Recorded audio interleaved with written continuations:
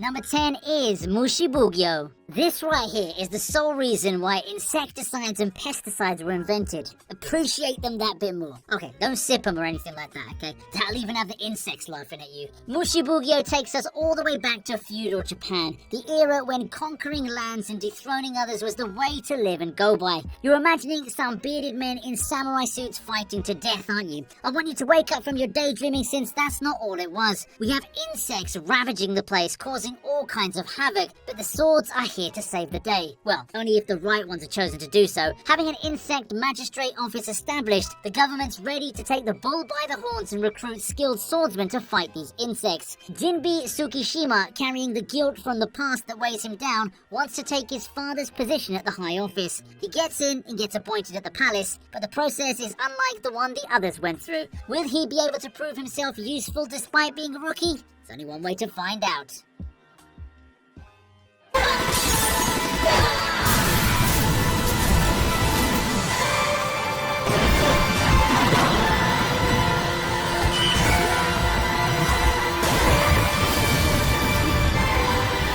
Number 9 is zettai Karen Children, the unlimited ᴅɪsᴄʟᴇʀ. Espers aren't that popular when it comes to anime. We've got the likes of Kageyama Shigeo aka Mob and Saiki K that stand out the most. But what if I tell you there's a gem that's not out in the open for display like them? Spoiler alert, he's the protagonist of this show. ᴅɪsᴄʟᴇʀ, an Esper, has gone through a lot in the past that's made him the way he is. That's having the look of a madman ready to kill you in the next instant. Now, I didn't write Esper as style or for being cool. It's just how it is in the show. Deal with it. Anyway, having learned from a bitter past, he's always on his toes with skepticism written all over him. But deep down inside, he's a kind soul who wants to protect others and prevent anything bad happening to them. He's saved a lot of Espers and has been on good terms with them, forming an organization with the name of Pandra. The show features the various characters, the activities of the organization, and how Kyosuke stays true to his aim the entire series. He's well respected and is seen as someone the characters know they can rely on, someone who'll surely make a rainy day mean nothing to them. With perfect animation backing it up, this show is something that you cannot miss out on.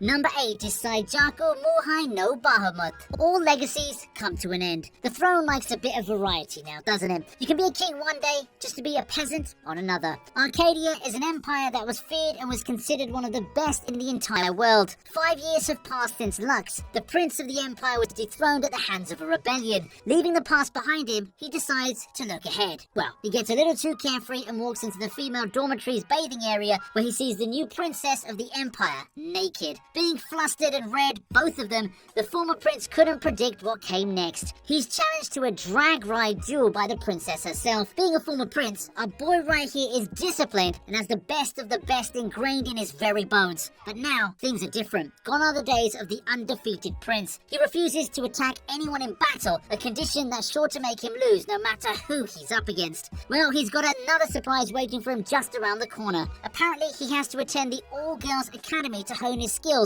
and be able to stand firm and tall once again. But those skills he has, the ones he learned, are far superior than the ones about to come. Even a prince can't hold it when he's surrounded by girls all the time. A perfect harem experience.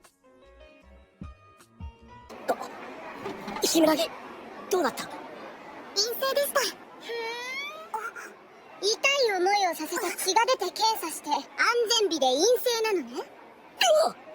朝木、助けて変態やろ。 Number 7, Strike the Blood.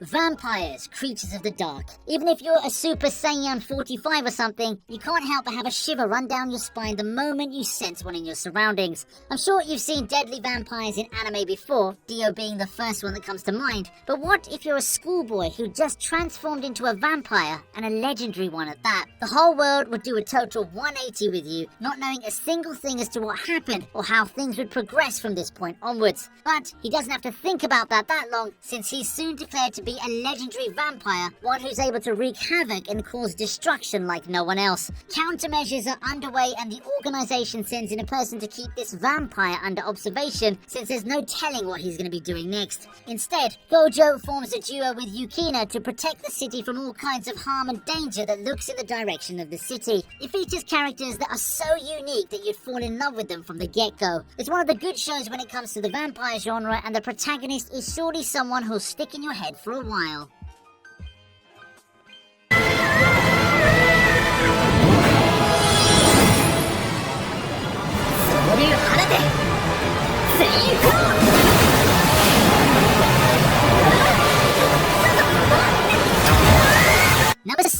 Tales of Zestiria the X. Harmony for all. That's the sole purpose of some anime. Why can't people just come together and be companions regardless of their race and colour? It'd open up all these new paths for both of them. Being an anime adaptation of the popular game and having Ufotable backing it up, this is truly something that stood out the moment it was announced. As amazing and breathtaking as the game was at times, it features a retelling of the video game story while introducing and bringing all new elements to the table, preventing anyone from making that excuse comprising of the words, "I've played the game, so no need." Featuring shepherds and seraphim, and how Sori just wants them to be on good terms with each other since he's been a part of both and understands both of the races. The anime features adventures that no one should miss out on since it solidifies the video game experience and introduces us to all this new stuff, making us want to revisit that game one more time. Sori, for his kind nature and human heart, is truly a character that can give the best shonen protagonist out there a hard time when it comes to popularity. The only thing though is that this anime is pretty underrated.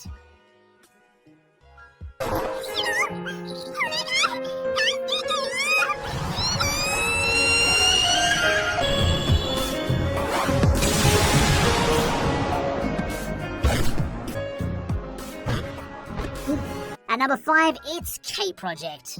Being named just K with nothing backing it up. They had to nerf the title since everything else about the show is off the hook. From the get-go, featuring all these cool characters, all swagged up, ready to kick ass. To sweeten things up, we get to catch a glimpse of almost every one of them from the get-go, so your pupils get dilated before we're even 5 minutes into the show. It features one of the best mafia groups out there in anime, giving Durarara a run for his money. An animation that goes hand in hand with the combat, taking it all the way to Wonderland while making it shine brighter and brighter along the way. It's truly an anime featuring something for everyone. Action? Check. Badass fights? Check. Cool looking characters with strength enough to blow the earth up in an instant? Check. Fan service? Check, check, check. You get the picture. Whether it be Mikoto, who just can't help but remind us of a mafia gangster version of Iori Yagami, or Isana Yashiro, who gives us a happy-go-lucky look, making us perfect that Goku or Luffy even exist. An incredible cast of characters with an arsenal of abilities that bring out the best in the business. It's something that every action fan should watch.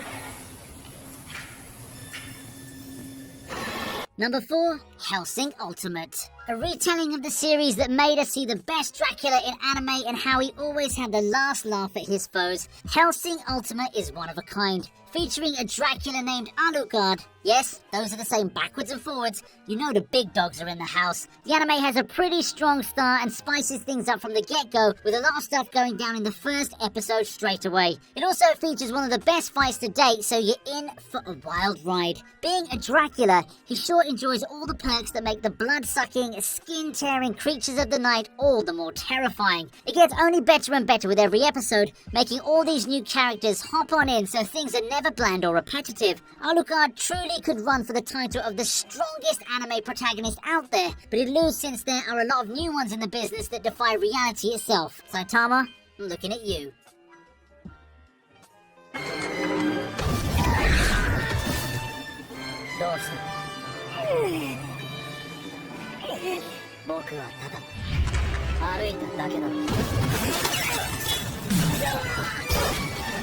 Number 3 is Plunderer.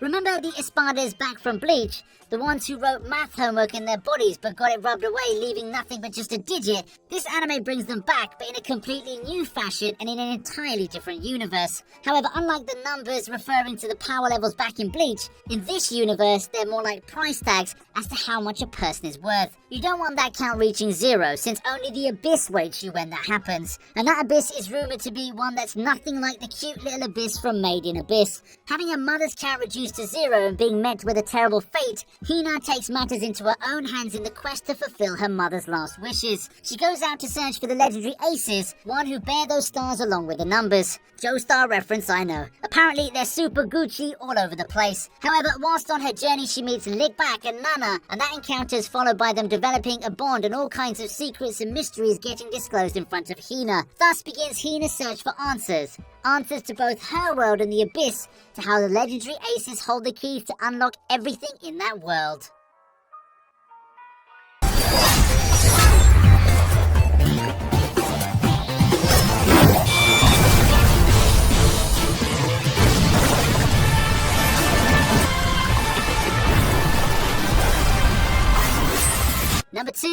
the king's avatar. Esports is so anime at this point. In real life, we have people like Faker, Simple, and ᴅɪsᴄʟ who make the game at times look so easy that we question ourselves as to whether they play an entirely different game or not. They've brought a part of anime in real life with all those references and everything that at times makes them look straight out of the game. Being a Chinese anime, it hasn't got the best of the fan bases out there since people fear the unknown and are quite hesitant to try it. But the ones who did check it out truly know what an anime esports world looks like. Yichu might be a carefree, happy-go-lucky guy from the looks of it, but inside he has a caged beast that comes out the moment his hands are on the keyboard, doing all of those actions that at times are hard to keep up with. However, he's no stranger, and the fact that he's good at the game is well known, and he has a lot of respect for his prowess. One of a kind, it's not one to miss out on.